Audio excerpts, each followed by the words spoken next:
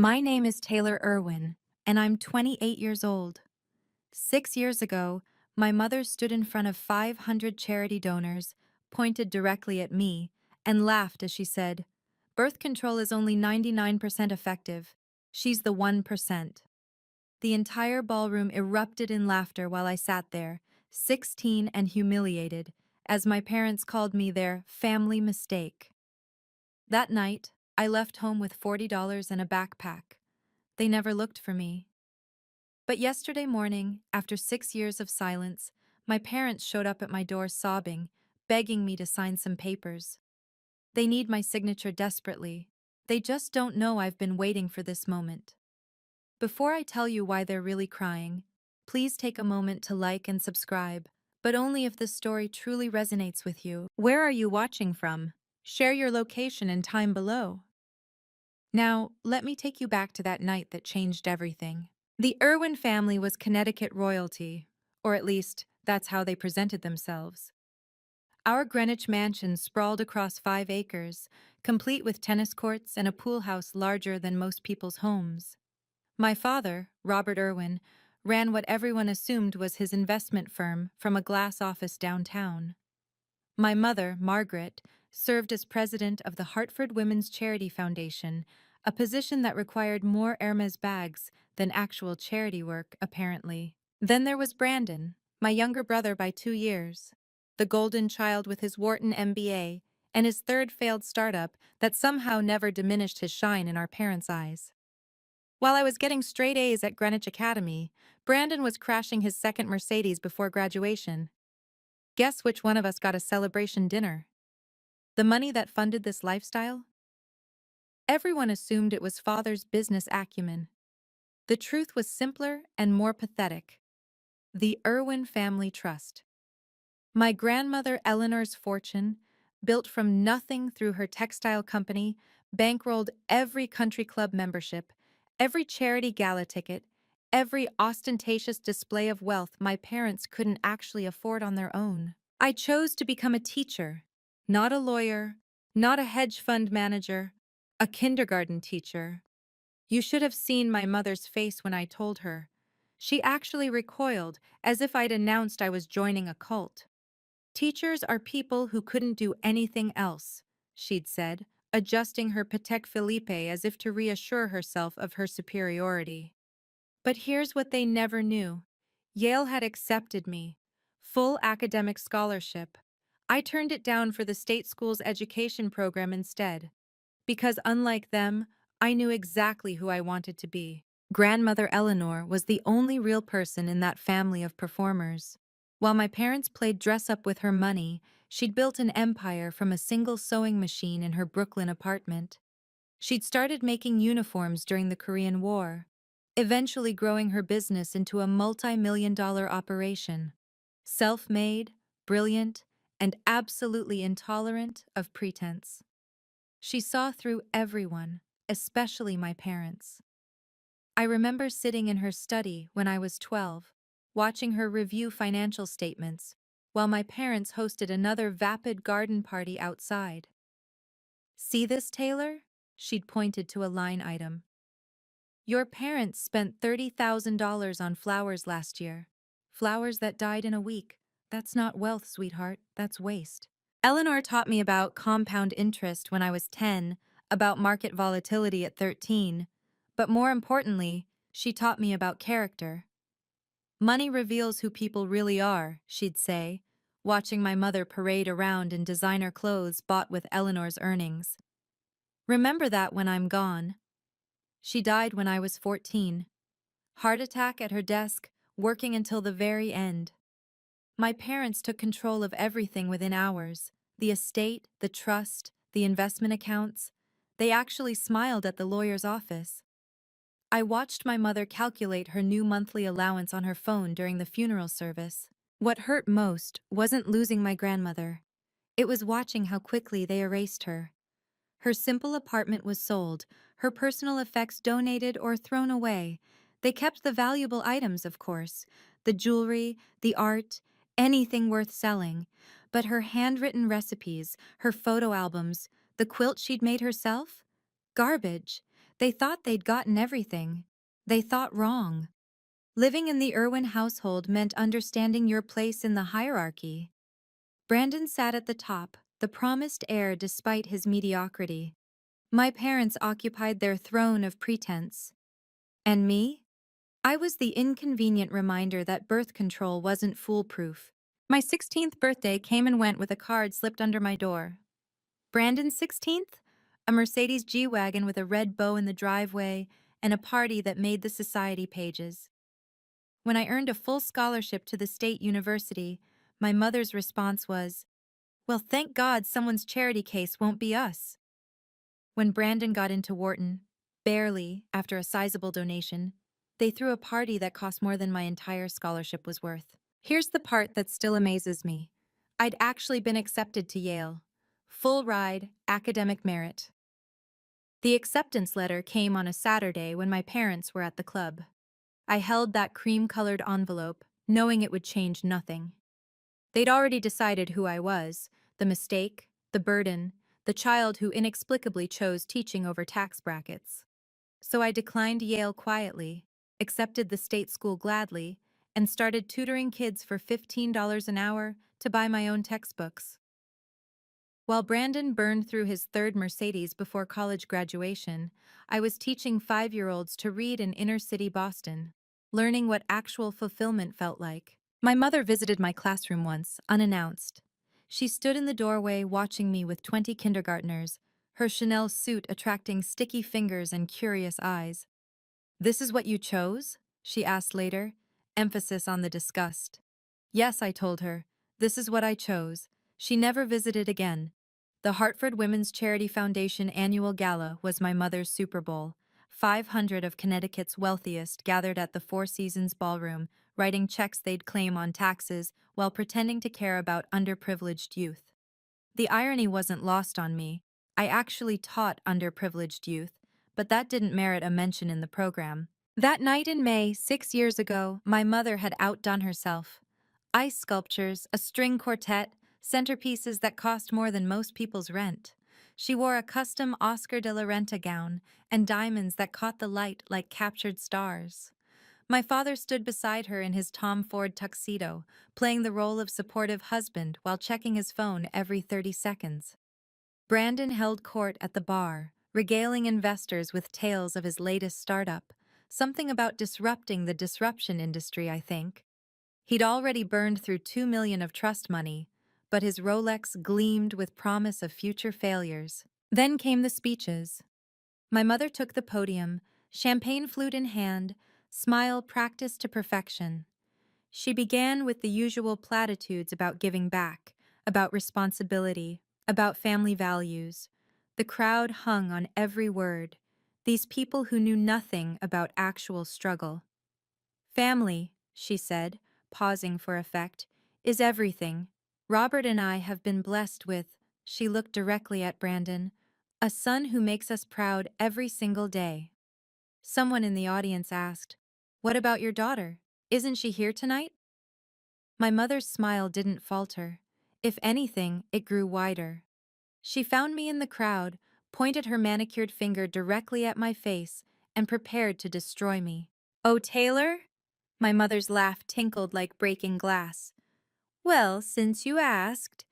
She paused, savoring the moment like aged wine. "You know how birth control is only 99% effective?" The ballroom grew quiet, 500 faces turning toward her. "Taylor is the 1%. The laughter started slowly, uncertain at first, then building to a roar that filled the crystal chandeliered space. My mother stood at that podium, pointing at me, her 16-year-old daughter, while strangers laughed at my existence. My father chuckled into his whiskey. Brandon actually applauded. "We call her our little accident," she continued, drunk on attention and cruelty. "Proof that even the best plans can go sideways. But don't worry, we've learned our lesson. One mistake was enough." 500 people laughed at a child that night. I know because I counted every face, memorized every smile, cataloged every person who found humor in my humiliation. Mrs. Vanderbilt from the yacht club wiped tears from her eyes.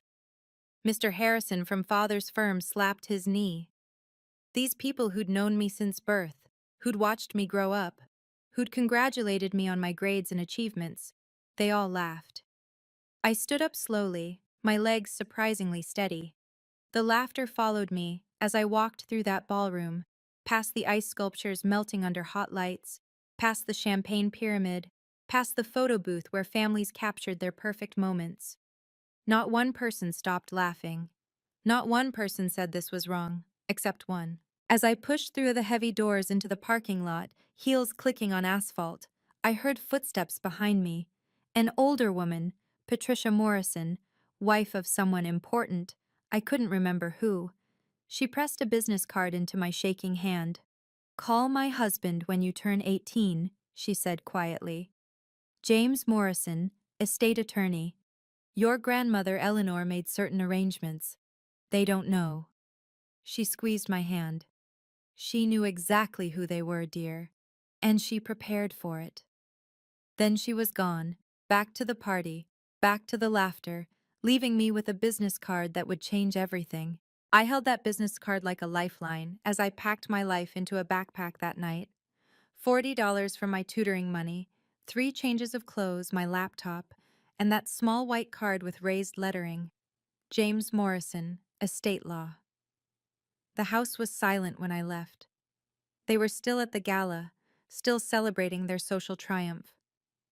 I walked past Brandon's trophy case, past the family portraits where I always stood slightly apart, past the kitchen where our housekeeper Maria had been the only one to ever ask if I was okay. I left no note. What was there to say? They'd already announced to everyone who mattered that I was their mistake. Fine. Let them live with their perfect son and their perfect image and their perfect lies. The bus station at midnight isn't where you expect to plan your future, but that's where I sat, reading and rereading that business card. Your grandmother Eleanor made certain arrangements. What arrangements? What did she know? What had she done? I couldn't call Morrison for 2 more years, not until I turned 18 and became a legal adult. But Patricia Morrison had risked her social standing to find me in that parking lot, to deliver that message. That meant something. That meant everything. Boston was 6 hours away by Greyhound, far enough to disappear, close enough to return when the time was right. I had $40, a partial scholarship, and a business card that promised answers in 2 years. As the bus pulled away from Hartford, I didn't look back. I was done being their mistake. Whatever grandmother Eleanor had planned, I'd be ready for it. I had time to prepare, to become someone they never expected, someone worthy of Eleanor's faith. 6 years can change everything or nothing at all. I'd built a life in Boston brick by brick. My apartment in Brookline was small but mine. Every rent payment made from my teaching salary, every piece of furniture bought with money I'd earned. No trust fund, no family help, just me and my determination to prove I was nobody's mistake. The kindergartners at Boston Community Elementary didn't care that I'd walked away from Greenwich privilege. They cared that Miss Irwin read stories with different voices, that I remembered their birthdays, that I never gave up on them even when they couldn't sound out simple words. Their parents, immigrants, single mothers, working 3 jobs, they understood struggle. They understood survival. Last month, I'd won Teacher of the Year for our district. The award sat on my bookshelf next to a photo of grandmother Eleanor, the only family picture I'd kept. The ceremony was small, just parents and faculty in the school gymnasium, but it meant more than any charity gala ever could. I'd met with James Morrison 4 years ago on my 24th birthday. What he'd told me had changed everything, but I'd waited and built my life, waited and documented everything, waited for the exact right moment. The trust conditions were specific: 5 years of complete independence, no family support, proof of self-sufficiency. I had 1 more year to go. Then yesterday morning, my doorbell rang at 7 a.m. Through the peephole, I saw them. My mother, her makeup already perfect despite the early hour. My father checking his phone even while standing at my door. And Brandon, fidgeting with his Rolex, looking somehow smaller than I remembered. They'd found me. After 6 years of no contact, no birthday cards, no attempts to reach out, they were here. And they were crying. If you've ever been dismissed by family for choosing a different path, you're not alone. Sometimes the most successful people aren't those with the fanciest degrees, but those who live according to their values. Leave a comment sharing your story, and if this resonates with you, please consider subscribing to support the channel. Taylor, please, we need to talk. My mother stood in my doorway, and for the first time in my life, I saw her without an audience. Her tears had already smudged her carefully applied mascara. Margaret Irwin crying without someone to witness it? This was unprecedented. I let them in because I was curious, not kind. They sat on my IKEA sofa like it might contaminate them, taking in my teacher's salary apartment with barely concealed judgment. Even in crisis, my mother couldn't help noting the quaint decor, the way you'd compliment a child's crayon drawing. "We need your signature," my father said, cutting straight to business. He pulled out a thick manila folder, 50 pages of legal documents. "It's regarding your grandmother's estate, a formality we overlooked." Overlooked. Right. "You have no claim to the trust," Brandon added quickly as if I'd asked. "This just makes it official. Clean, family unity and all that." His Rolex caught the morning light as he gestured, the same nervous tell he'd had since childhood. I took the documents, pretending to skim them while actually reading every word. They needed my signature to refinance the trust, to pull another massive distribution. The date was specific, 3 days before my 28th birthday, 3 days before something important happened. "Why now?" I asked, keeping my voice neutral. "It's been 6 years." My mother's composure cracked slightly. "The trustees are asking questions. Something about original documentation, verification of heirs, bureaucratic nonsense, but they won't proceed without all signatures." The trustees? Interesting. They didn't know James Morrison was the trustee now, that he'd been slowly tightening the screws, requiring more documentation, more proof of rightful access. "I'll need time to review this," I said, "with my lawyer." "You have a lawyer?" Brandon laughed. "On a teacher's salary?" I smiled for the first time. "You'd be surprised what teachers can afford when they're not spending trust money on failed startups." The room went silent. They needed me, and they had no idea how much I knew. "There's nothing to review," my mother said, her patience wearing thin. "You sign, we leave, everyone moves on with their lives.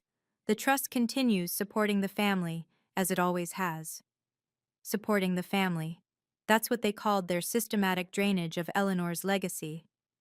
"The family that called me a mistake?" I asked quietly. My father shifted uncomfortably. "That was unfortunate. Your mother had too much champagne that night." 500 people heard her," I replied. "She pointed at me and called me the 1% birth control failure. You laughed." Brandon applauded. "Ancient history," Brandon said, waving his hand dismissively. "We were different people then." Were they? My mother still wore Eleanor's diamonds. My father still checked his phone every 30 seconds. Brandon still fidgeted with his Rolex, now worth more than my annual salary. "If I don't sign?" I asked. The temperature in this room dropped. My mother leaned forward, her tears mysteriously dried. "Then things become complicated. Your teaching position, for instance. The Boston Community Elementary Board includes several family friends. Your apartment. Did you know your landlord belongs to our country club? Amazing how small the world can be." There it was. The real Margaret Irwin, threatening her daughter's livelihood over money that was never actually hers. "You'd destroy my career because I won't sign away rights to money you say I don't have anyway?" "We're protecting family interests," my father said, as if that justified everything. I stood up, walked to my door, and opened it. "I need 48 hours to review these documents. You can return then." They left reluctantly, confident they'd won. The moment the door closed, I walked to my closet, pushed aside winter coats, and opened the small safe I'd installed 4 years ago. Inside were the real documents, the ones they didn't know existed. They returned exactly 48 hours later, this time with reinforcements. A man in an expensive suit stood beside them, their lawyer apparently. Thomas Brennan, according to his business card, specializing in family wealth preservation.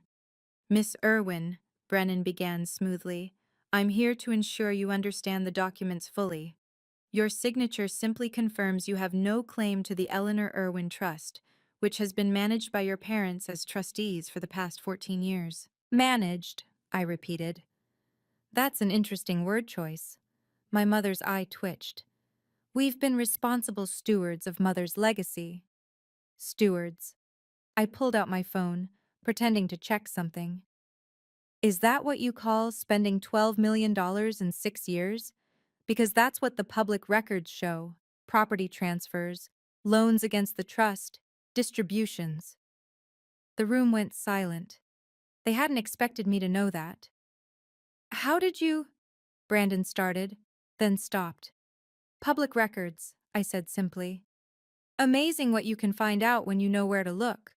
For instance, did you know that trust distributions over a certain amount require all beneficiary signatures? Even beneficiaries you claim don't exist? Brennan frowned, flipping through his papers. You're not listed as a beneficiary. In your version, I said. My father stood up abruptly. Enough games. Sign the papers, Taylor. Don't make this harder than necessary. Or what? You'll call my landlord, the school board? I smiled. Go ahead. I have tenure, stellar reviews, and a union lawyer who would love a wrongful termination case. My landlord? I've been his best tenant for 5 years, never missed a payment. My mother's mask finally slipped completely. You ungrateful little. We raised you, fed you, clothed you, gave you everything. You gave me $40 and a bus ticket, I corrected, after telling 500 people I was a mistake. But you're right about one thing, you did give me everything. Everything I needed to become who I am without you. Brandon grabbed the papers. We'll file without your signature. Try it, I said. See what happens on my birthday in 3 days. They left angry, confused, and worried. Perfect. After they left, I sat in my quiet apartment and allowed myself one moment of pain. Not for losing them. I'd grieved that family years ago. But for the family we could have been, should have been, if money hadn't poisoned everything. I called in sick the next day, telling my principal I had a family emergency. Not a lie, really. Then I took the train to downtown Boston, to a gleaming office building where James Morrison waited. They came to you, he said. It wasn't a question. 3 days before my birthday, just like you predicted. Morrison smiled, pulling out a thick folder. Your grandmother was a brilliant woman. She knew exactly what your parents would do after she died. That's why she created the conditions. I'd first sat in this office 4 years ago, the day I turned 24. Morrison had shown me everything then, the real trust documents, the video Eleanor had recorded, the conditions that would change everything. 5 years of complete independence, Morrison recited. No family financial support, proof of self-sufficiency. And if, during those 5 years, your parents publicly humiliate or disown you, he pulled out a document. The moral clause activates. The moral clause. Eleanor's genius revenge from beyond the grave. The charity gala video, I said. You have it? Multiple angles, 12 witness affidavits, newspaper society page coverage. Your mother calling you the 1% birth control failure is thoroughly documented. And on my 28th birthday? You become the sole beneficiary. Your parents lose all trustee rights. The $50 million, what's left of it, transfers entirely to you. $50 million. They'd spent $12 million already, but $38 million remained. Enough to fund hundreds of scholarships, build schools, change lives. They don't know, I said. They're about to, Morrison replied. The Hartford Children's Charity Gala is next week. Your mother is receiving Philanthropist of the Year. Of course she was. Morrison pressed play on his laptop, and suddenly I was 24 again, sitting in this same chair, watching my grandmother's face fill the screen. Taylor, my dear one. Eleanor's voice was exactly as I remembered, warm but steel strong. If you're watching this, then you're old enough to understand why I did what I did. In the video, she sat in her simple study, no diamonds or designer clothes, just a cardigan I'd given her for Christmas when I was 10. Your parents love money more than meaning, she continued. I've watched them for years, spending what they didn't earn, valuing what doesn't matter. But you were always different. The teacher in the family. She smiled. They'll mock you for it, but teaching is the noblest profession there is. The video Eleanor went on to explain the trust's real structure, the moral clause she'd embedded, the 5-year test, the birthday trigger. I'm betting on you, Taylor. I'm betting you'll build a real life without their money, that you'll prove worth isn't measured in dollars, and when you do, when you've shown you can stand alone, then you'll have the power to do real good with what I've built. She held up documents. These are notarized, witnessed, filed with the state. Your parents can't change them, can't challenge them. If they humiliate you publicly, if they disown you, they lose everything. It all goes to you. The video ended with Eleanor looking directly at the camera. Don't let them break you, sweetheart. And when the time comes, remember, this isn't about revenge. It's about justice. Use the money to build something meaningful. Be the person they never had the courage to be. Morrison stopped the video. She recorded this a month before she died. She knew she was sick. She prepared everything. The moral clause is airtight, Morrison explained, spreading documents across his desk. Your grandmother hired 3 different law firms to review it. Publicly humiliating or disowning a beneficiary triggers immediate transfer of all trustee rights. And they did it in front of 500 witnesses, I said. 512, actually. I have the guest list. Morrison pulled out another folder. Plus, it made the society pages. Margaret Irwin's delightful quip about family planning was the headline, if you can believe it. Delightful. They'd called my humiliation delightful. Your parents have been living off distributions they weren't entitled to take, Morrison continued. Every penny spent after that gala was technically theft. They just didn't know it yet. Why wait until now to enforce it? Your grandmother's conditions. You had to prove yourself first. 5 years of independence, no family support. You've exceeded every requirement. Teaching salary, independent living, even winning professional recognition. You're exactly who Eleanor hoped you'd become. I thought about my students, their faces when they finally understood a new concept. About their parents, working multiple jobs, sacrificing everything for their children's futures. Those were the people who deserved Eleanor's money. Not my parents with their country club memberships and charity galas that were more about champagne than change. What happens at the gala? I asked. Morrison smiled. You attend as a guest. I've already purchased your ticket. When your mother accepts her award for philanthropic excellence, you'll have the opportunity to address the room. I'll be there with all necessary documentation. The transfer will be public, legal, and immediate. They'll fight it. Let them try. We have video evidence, witness testimonies, newspaper coverage, and your grandmother's ironclad documentation. They can't win. I stood to leave, then turned back. Why did Patricia Morrison tell me about you that night? What's your connection? Patricia was your grandmother's best friend, Morrison said quietly. Eleanor saved her family's business once, decades ago. Patricia promised to watch out for you. She kept that promise. Even in death, Eleanor had protected me through people who understood loyalty. The next 3 days were choreographed down to the minute. Morrison filed the necessary paperwork with probate court, ensuring everything would be legal and binding the moment we acted. I contacted 12 witnesses from that night 6 years ago. Surprisingly, many remembered the incident clearly and were willing to provide statements. I was appalled, Mrs. Jennifer Hartley told me over the phone. Calling your own child a mistake at a charity gala? I never attended another one of your mother's events after that. Dr. Michael Chen, who'd run the pediatric ward where I'd volunteered in high school, was even more direct. I wrote your mother off my donation list that night. Any woman who could humiliate her child publicly had no business running a children's charity. Piece by piece, the case built itself. Morrison had court orders ready, transfer documents prepared, even a press release drafted. We weren't just going to transfer the trust. We were going to do it in a way that prevented any future challenge. I bought my gala ticket with my own money, $500 that represented a significant chunk of my savings. But I wanted no claims that I'd used trust funds for anything.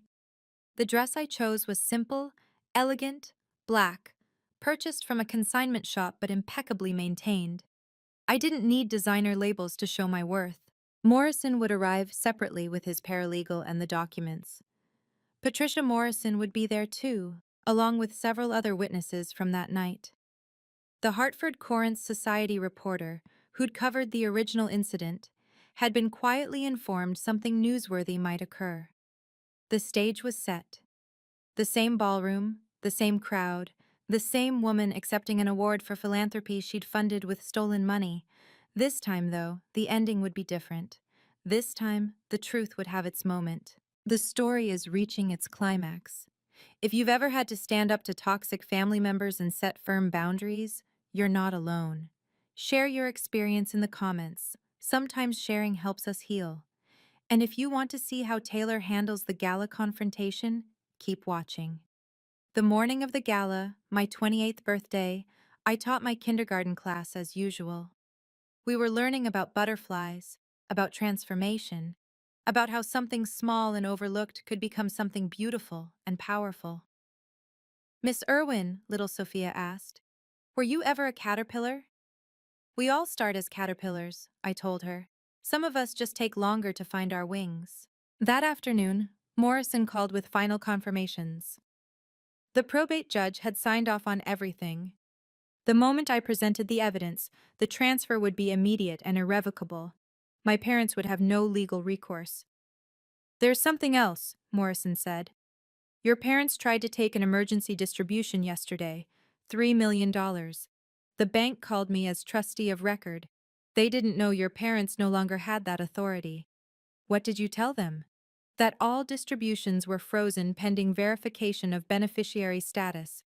Your mother called me 17 times. I didn't answer. I imagined her panic, her fury at being ignored. Margaret Irwin didn't get ignored. She'll be desperate tonight, I said. Good. Desperate people make mistakes. I spent the rest of the afternoon preparing my statement for the gala. Not a speech. I wouldn't grandstand like my mother. Just simple facts, presented calmly, with documentation to support every word. The truth didn't need embellishment. As I dressed that evening, I thought about the 16-year-old girl who'd fled in humiliation 6 years ago. She'd had nothing but $40 and a business card. Now I had a career, a purpose, a life built entirely on my own terms. And in a few hours, I'd have justice. My phone buzzed, a text from an unknown number. We know you're planning something. Don't embarrass yourself. B. Brandon. Still trying to intimidate me. I deleted the message and called an Uber. Time to end this properly. The Four Seasons ballroom hadn't changed. Same crystal chandeliers, same gold-leafed ceiling, same stage where my mother had destroyed me 6 years ago. Tonight's theme was investing in tomorrow's leaders, which felt ironically appropriate. I entered quietly, my simple black dress a stark contrast to the designer gowns swirling around me. A few people did double takes. Was that the Irwin girl? The one who disappeared? The teacher? My family held court at the head table, my mother resplendent in a burgundy Carolina Herrera gown that probably cost more than my monthly salary. Father wore his usual Tom Ford, Brandon a new Brioni suit. They were laughing with the mayor, the chief of police, various hospital board members, their entire power structure on display. They didn't notice me. They never did unless I was useful or problematic. Morrison stood near the bar, briefcase at his feet. looking like any other corporate attorney enjoying free champagne. Patricia Morrison sat 3 tables over, elegant in navy, giving me the slightest nod of acknowledgement. 12 other witnesses from that night were scattered throughout the room, all here by design. The program showed my mother's award presentation would happen after dinner, before dessert. Maximum attention, minimum chance of people leaving early. Margaret Irwin never did anything without calculating the optimal audience exposure. I found my assigned seat, table 47, back corner, with the other individual donors who'd bought single tickets. Perfect. Anonymous until the moment I chose not to be. Dinner was served, filet mignon that probably cost more per plate than I spent on groceries in a month. I watched my mother work the room, air kissing and false laughing, playing the role of generous philanthropist while wearing my grandmother's diamonds. Then the lights dimmed. The president of the Hartford Women's Foundation took the stage. Ladies and gentlemen, our philanthropist of the year has raised over $3 million for children's charities this year alone. $3 million of stolen money, I thought. My mother rose, waving regally. Showtime. My mother's acceptance speech was a masterpiece of fiction. She spoke about growing up watching her mother Eleanor build a business, about learning the value of giving back, about the importance of family legacy. The audience hung on every word, unaware they were listening to a woman who'd spent her actual mother's money while throwing away her photos. Family, she said, just like 6 years ago, is everything. My husband Robert and our son Brandon understand that responsibility to give back, to lift others up, to... I stood.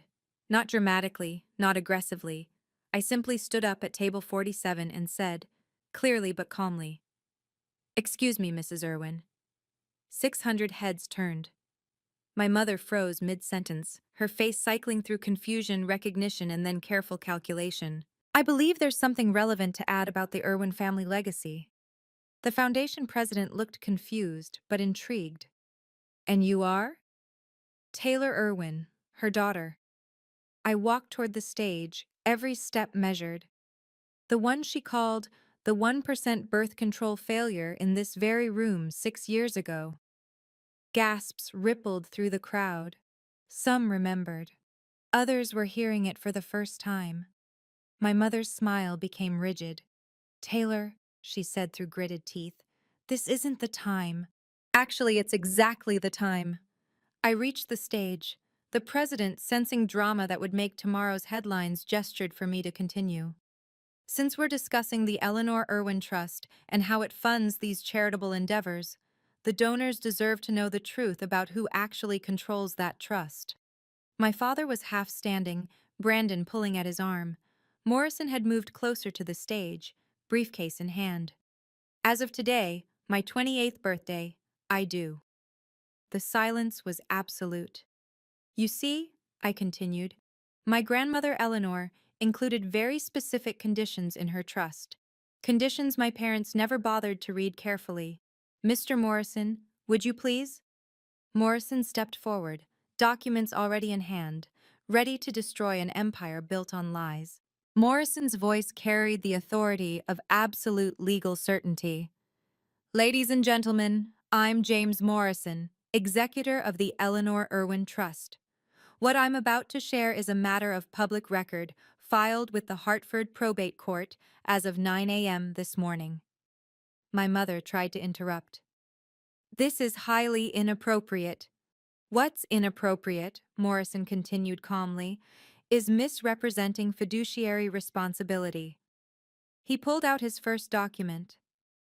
"The Eleanor Irwin Trust contains a moral clause, established by Eleanor Irwin before her death 14 years ago.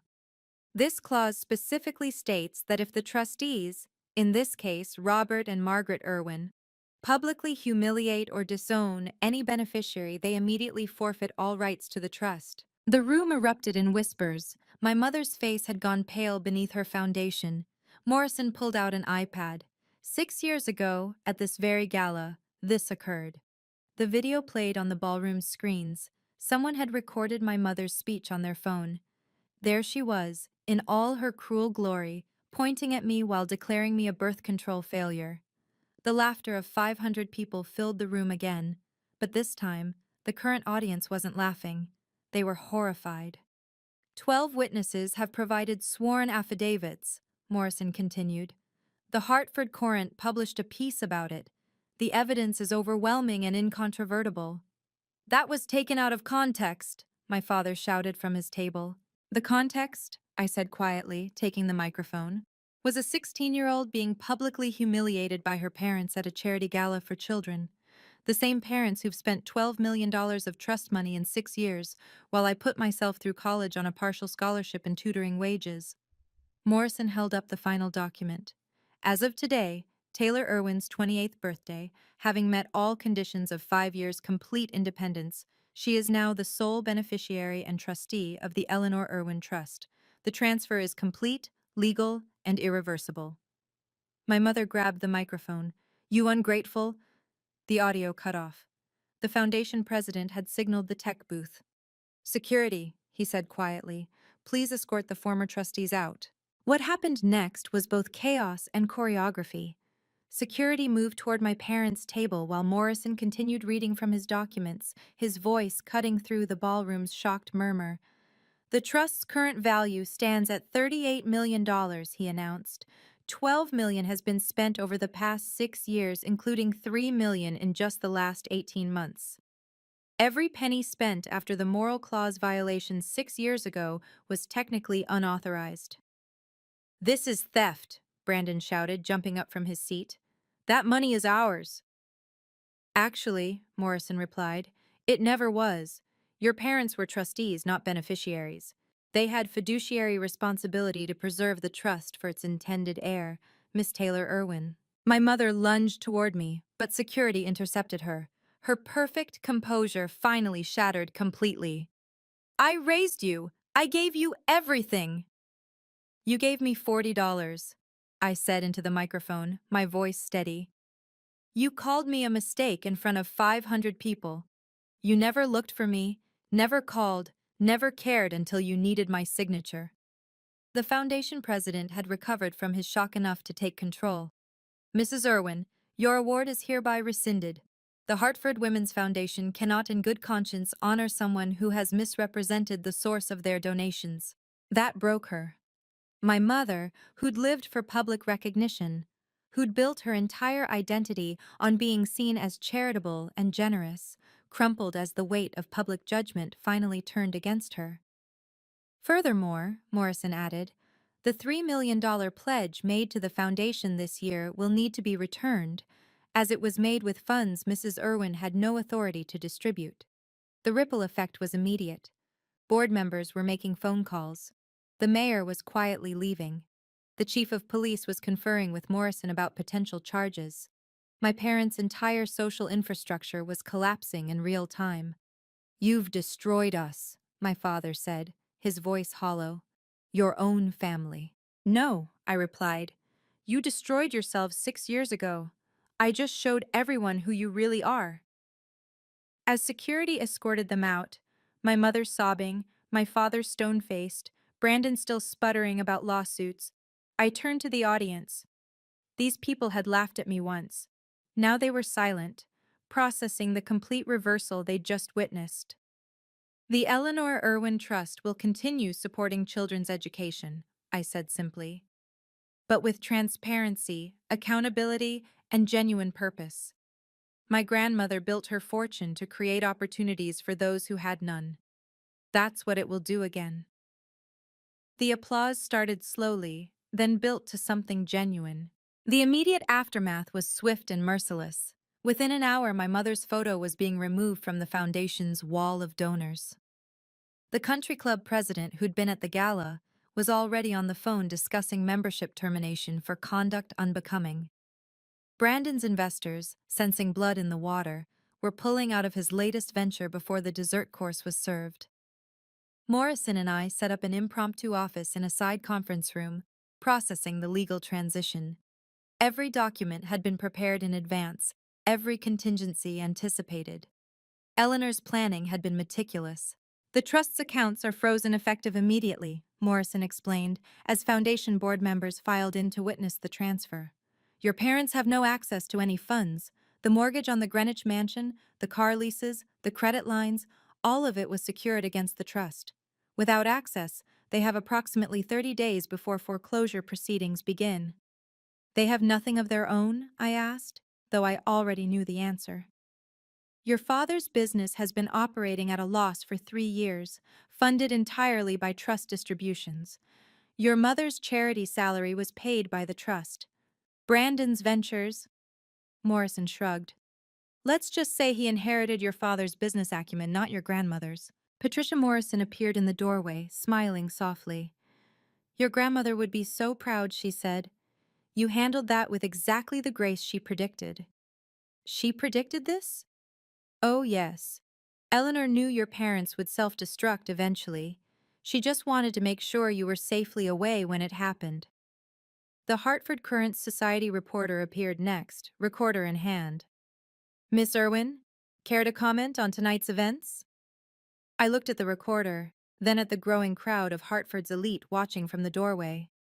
These people who'd laughed at a teenager's humiliation, who'd enabled my parents' fraud through their silence. My grandmother believed in building futures, not destroying them, I said carefully. The trust will be restructured to provide educational opportunities for underserved children.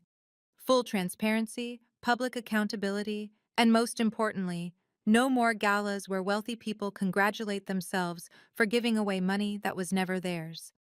Several board members winced. Good. I didn't gloat. That would have been easy, satisfying even, but it would have made me like them. Instead, I stood at that podium where my mother had just been removed and spoke directly to the room. The Eleanor Irwin Educational Foundation will launch next month, I announced, my voice carrying across the silent ballroom. Unlike previous initiatives, we'll focus on children aging out of foster care, first-generation college students, and those who've been told they're mistakes or burdens. Because no child is a mistake. Every child deserves someone who believes in their potential. A woman near the front started clapping. Then another. Soon, the entire room was applauding, not the polite, obligatory applause my mother had received, but something genuine. We'll need board members, I continued. People who understand struggle, who've built something from nothing, who measure success by lives changed rather than dollars raised. If you're here because you actually care about children's futures, not just the social cachet of charity work, please see Mr. Morrison. I stepped away from the microphone, task complete. No victory lap, no prolonged humiliation of my family. The documents had spoken louder than any speech could. The foundation president approached me. Miss Irwin, that was remarkable. Your restraint, given the circumstances. My grandmother taught me that revenge is a poison you drink yourself, I replied. This wasn't revenge. It was justice. There's a difference. As the gala dissolved into chaos and conversation, I found a quiet corner to check my phone. 17 missed calls from Brandon, 43 from unknown numbers, probably reporters or lawyers. One text from my principal. Saw the news. Take tomorrow off. You've earned it. But there was one message that stopped me cold. From my mother's personal number. Your grandmother would be ashamed. I almost laughed. Eleanor would be ashamed? Eleanor, who'd built an empire from nothing, who'd seen through my parents' facade from the beginning, who'd constructed this exact scenario to protect me and her legacy. I texted back. She planned this, every detail, check your email. Then I forwarded her the video Morrison had shown me, Eleanor explaining everything, predicting everything, preparing everything. Let her live with that truth. By morning, the story had exploded beyond Hartford. Teacher inherits millions after parents' public humiliation backfires, ran on CNN. The original video of my mother calling me a birth control failure went viral, paired with footage of last night's reversal. The internet, it seemed, loved a good comeuppance story.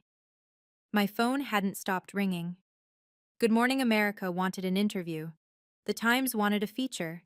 Publishers wanted a book deal. Everyone wanted to monetize my pain, turn it into content. transform justice into entertainment. I turned them all down. Instead, I went to school.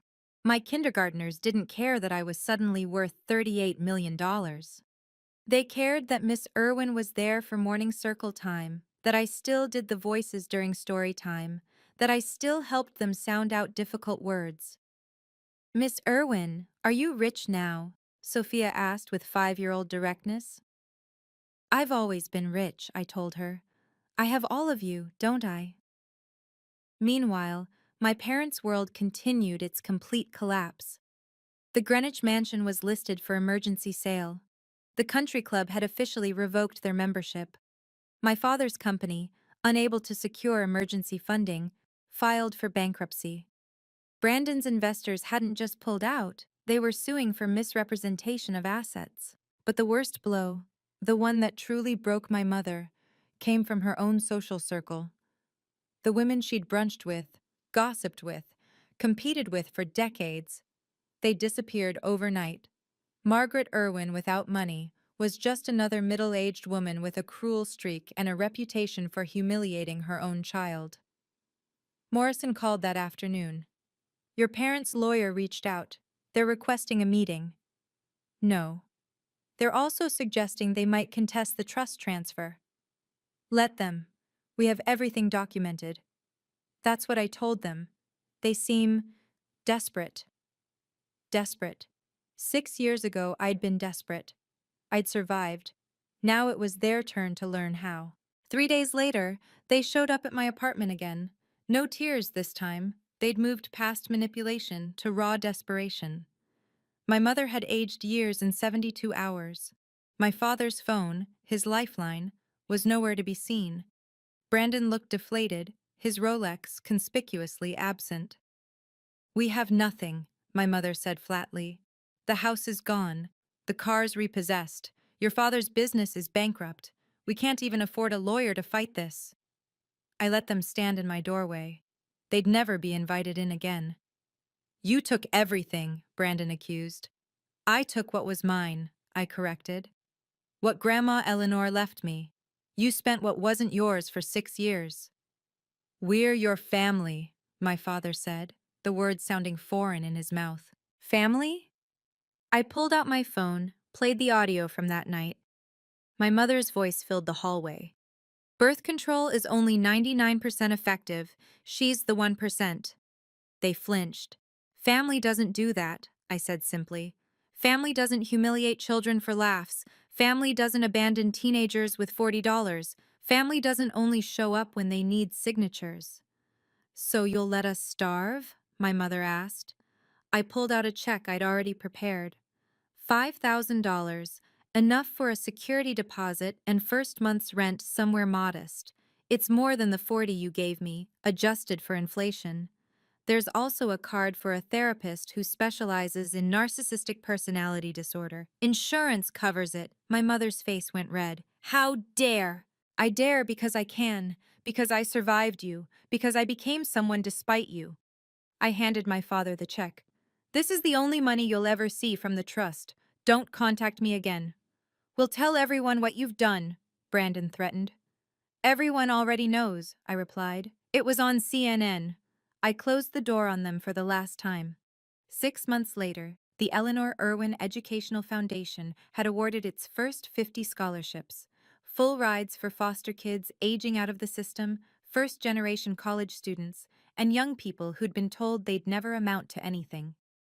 Each scholarship came with mentorship, support, and something my grandmother had given me: belief in their potential. I still taught kindergarten 3 days a week. The other 2 days, I ran the foundation from my grandmother's old penthouse, the only property I'd kept. I'd converted it into offices and meeting spaces, places where scholarship recipients could study, connect, and build the networks my parents had taken for granted. The Hartford Women's Foundation had restructured completely, with new leadership and transparent accounting. They'd asked me to join the board. I'd declined, but recommended 3 teachers, 2 social workers, and a former foster kid who'd become a successful entrepreneur. Real people who understood real struggle. My parents had relocated to a 2-bedroom apartment in Bridgeport. Father had found work as a bookkeeper, ironic considering. Mother worked at a department store, selling the kind of designer goods she used to buy without thinking. Brandon had moved to Texas, supposedly to start over. He'd sent one email asking for startup capital, which I'd deleted without responding. But the most surprising development came from my mother. 4 months after everything collapsed, she'd started attending therapy. The therapist had reached out, with her permission, to tell me she was making progress, beginning to understand the narcissistic patterns inherited from her own parents. She'd written me a letter. A real apology, not asking for anything, just acknowledging the harm she'd caused. I hadn't responded yet. Maybe I never would. Forgiveness didn't require reconciliation. Today was the first Eleanor Gala, renamed and reimagined. No $500 tickets, no designer gowns, no social climbing. Instead, a celebration of our scholarship recipients with their families, teachers, and mentors.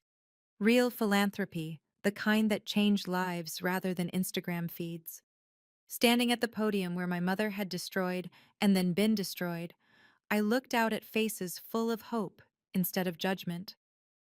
My grandmother Eleanor believed money reveals character, I began. Tonight, we reveal ours. This isn't a story about revenge, though I understand why people see it that way.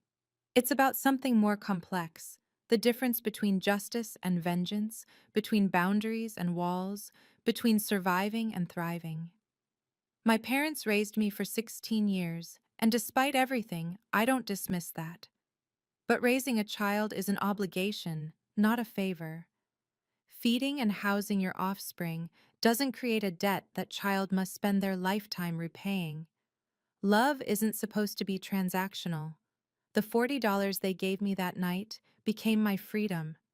Their cruelty became my strength. Their absence became my opportunity to discover who I really was without their shadows defining me. Some people ask if I feel guilty about taking the money. I don't. I didn't take anything. I received what my grandmother intended for me. Eleanor knew exactly who her son and daughter-in-law were. She'd watched them for years, spending money they hadn't earned, valuing appearances over substance. The moral clause wasn't just legal protection. It was her way of saying she saw everything, understood everything, and planned for everything. Blood makes you related, but it doesn't make you family. Family shows up when you're struggling, not just when they need signatures.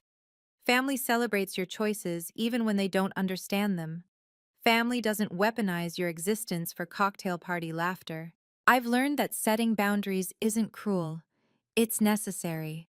That choosing yourself isn't selfish. It's survival. That sometimes the best thing you can do for toxic people is stop enabling their toxicity, even when those people share your DNA. The Eleanor Irwin Educational Foundation has now helped over 200 students. Each one reminds me that our worth isn't determined by our origins, but by our choices. We are not mistakes. We are not accidents. We are exactly who we choose to become. If this story resonated with you, please share it with someone who needs to hear that they're not alone in dealing with toxic family dynamics. Remember, you don't owe anyone access to your life just because they're family. Setting boundaries is healthy, necessary, and sometimes the greatest act of self-love you can perform. If you have your own story about standing up for yourself, finding your worth, or building a life despite those who said you couldn't, I'd love to read it in the comments below. Your story might be exactly what someone else needs to hear today.